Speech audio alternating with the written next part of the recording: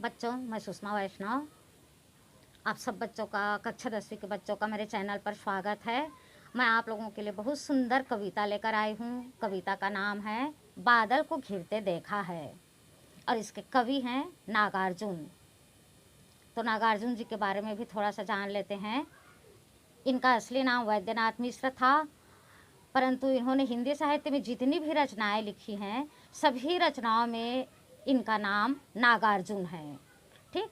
और मैथिली भाषा में जितनी भी रचनाएं लिखे हैं ये, उनमें इनका यात्री उपनाम है। अब इनकी प्रमुख रचनाओं को देखिए।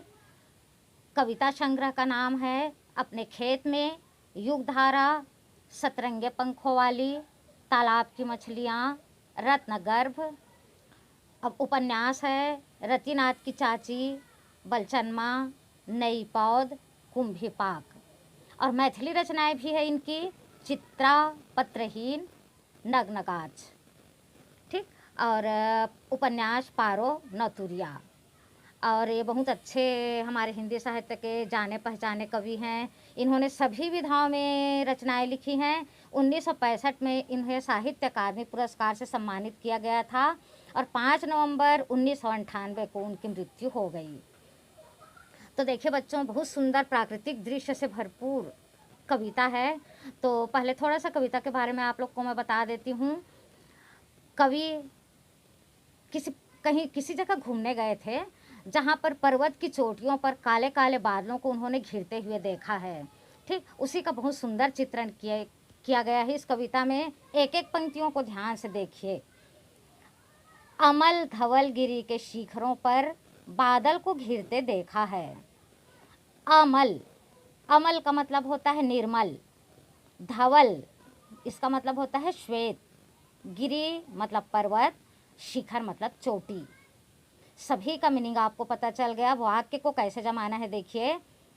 कवि कहते हैं निर्मल श्वेत पर्वत की चोटी पर मैंने बादल को घिरते देखा है। छोटे छोटे मोती जैसे उसके मतलब बादल के। शीतल तुहिन, तुहिन का मतलब होता है ओस और कण मतलब होता है बूंद।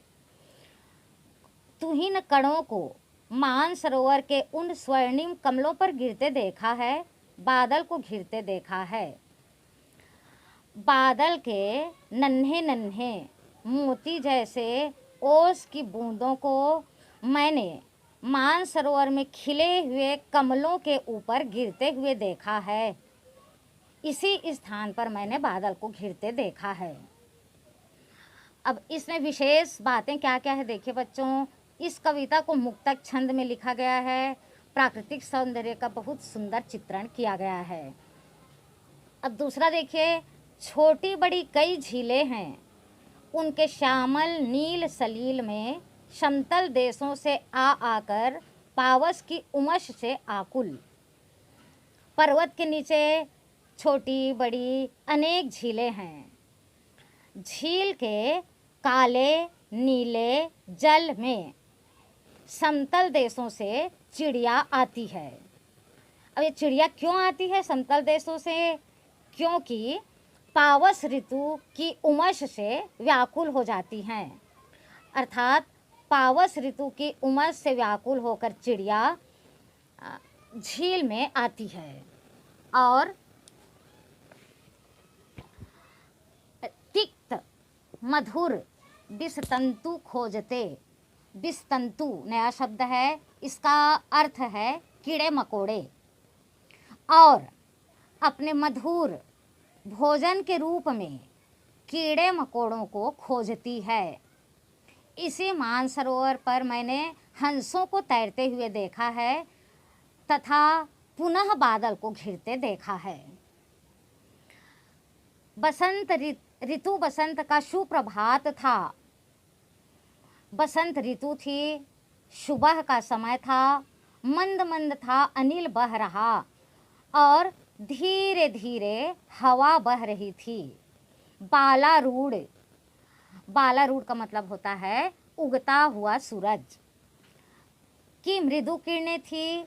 अगल बगल स्वर्णाभ शिखर थे, एक दूसरे से विरहित हो अलग अलग रहकर ही जिनको सारी रात बितानी होती, निशा काल के चिर अभिशापित बेबस उन चकवा चकई का बंद हुआ क्रंदन। फिर उनमें, अब इतने का अर्थ देखिए बच्चों, बसंत ऋतु थी, सुबह का समय था, धीरे धीरे हवा बह रही थी, उगते हुए सूर्य की कोमल किरणें अगल बगल दिखाई देने वाले पर्वत की शिखरों पर पड़ रहे थे, जिसके कारण पर्वत के शिखर भी स्वर्णिम दिखाई दे रहे थे। चकवा चकवी का जोड़ा जो रात भर एक दूसरे से अलग रहने का अभिशाप लिए हुए थे, जैसे ही सूर्योदय हुआ उनके चेहरे पर प्रसन्नता आ गई और उनका दुख दूर हुआ। क्रंदन का मतलब होता है रोना, मतलब दुख भरा रुदन, ठीक। तो उनका दुख दूर हुआ। फिर उनमें उस महान सरोवर के तीरे शैवालों की हरिदरी पर प्रणय कलह छिड़ते देखा है, बादल को घिरते देखा है। जैसे ही सूर्योदय हुआ, चकवा चकवी का दुख दूर हुआ और वे प्रसन्न हो उठे तथा शैवाल रूपी हरिदरी पर दोनों प्रणय गीत गाने लगे, जिसे कवि ने देखा है और इसी स्थान पर कवि ने बादल को घिरते देखा है। दुर्गम बर्फानी घाटी में शत सहस्त्र फुट ऊंचाई पर अलख नाभि से उठने वाले निज के ही उन्मादक परिमल। अब देखो बच्चों, यहाँ पर अलख का मतलब होता है जिसे ना देखा जा सके, ठीक। और यहाँ पर ना उन्मादक का मतलब होता है एक पागलपन, परिमल का मतलब होता है सुगंध, ठीक। अब इसका अर्थ जमाते हैं, देखिए, दुर्गम बर्फीले घाटी में हजारों फुट की ऊंचाई पर कस्तूरी मृग इधर उधर दौड़ रहे हैं। उनकी नाभि में कस्तूरी है, जिसकी सुगंध से उन्मादित होकर कस्तूरी की सुगंध को प्राप्त करने के लिए वे इधर उधर घाटी में दौड़ते हैं तथा अपने ही नाभि में कस्तूरी है, इस बात से वे अनजान रहते हैं। तरल तरुण कस्तूरी मृग को अपने पर चिढ़ते देखा है। वे इस बात से अनजान रहते हैं कि यह सुगंध उनकी नाभि से ही आ रहा है और वे कस्तूरी प्राप्त करने के लिए इधर उधर दौड़ते हैं और न कस्तूरी ना मिलने पर अपने आप पर चिढ़ते हैं। कवि ने इसी पर्वत की शिखरों पर बादल को घिरते देखा है। बहुत सुंदर कविता है बच्चों। इसमें से कुछ प्रश्न भी हैं, तो प्रश्न उत्तर को भी आप लोग समझ लीजिए। तो देखिए, अभ्यास में ना अलग अलग भागों में बांट दिया गया है, पाठ से आगे, ठीक। तो देखिए यहाँ पर पाठ से में कौन कौन से प्रश्न बनते हैं, और अगर आप लोग को पाठ समझ में आ गया है तो प्रश्नों का उत्तर भी बड़ी आसानी से बन जाएगा। तो पहला प्रश्न देखिए, मानसरोवर के कमल को स्वर्णिम कमल कहने का क्या आशय है।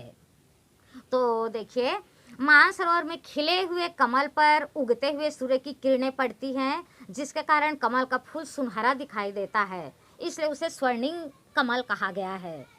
बादल को घिरते देखा है कविता के प्रकृति चित्रण को अपने शब्दों में लिखिए। तो यहाँ पर ना हम जितना भी पढ़े हैं उसका बिल्कुल शॉर्ट में आपको लिखना पड़ेगा।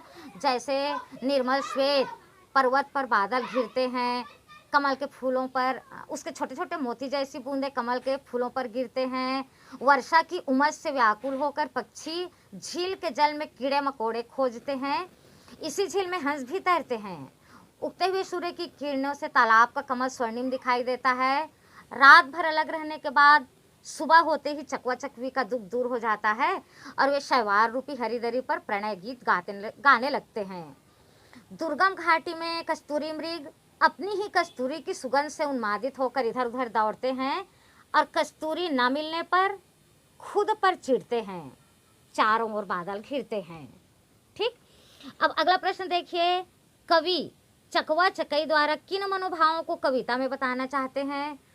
तो देखिए बच्चों, यहाँ पर कवि चकवा चकवी के माध्यम से सूर्योदय के आनंद और प्रभाव को बताना चाहते हैं। चकवा चकवी रात भर एक दूसरे से अलग रहते हैं और एक दूसरे के विरह में दुखी रहते हैं। जैसे ही सूर्योदय होता है उनका दुख दूर हो जाता है और वे आनंदित होकर प्रेम गीत गाने लगते हैं। अगला प्रश्न है यहाँ पर, कवि ने कस्तूरी मृग का उल्लेख किस संदर्भ में किया है? तो मृग की नाभि में कस्तूरी पाया जाता है, किंतु वह इस बात से अनजान रहता है और कस्तूरी की सुगंध से उन्मादित होकर दुर्गम घाटी में इधर उधर दौड़ने लगता है और न मिलने पर खुद पर चिढ़ता है। तो कवि ने उसके उन्माद के कारण ही इसका वर्णन किया है। ठीक, तो अगर अर्थ को आप लोग अच्छे से समझ जाएंगे तो प्रश्न उत्तर अपने आप बन जाता है। ठीक, और बस समझने की ज़रूरत है। ठीक, और मैं आशा करती हूँ आप लोग को बहुत अच्छे से समझ में भी आ गया होगा और हर पार्ट का वीडियो बच्चों आप लोग तक पहुँचेगा। हर पार्ट का वीडियो बनाऊँगी मैं आप लोगों के लिए। तो हर पार्ट का वीडियो आपको आसानी से मिल सके इसके लिए आप चैनल को सब्सक्राइब ज़रूर कीजिए। धन्यवाद।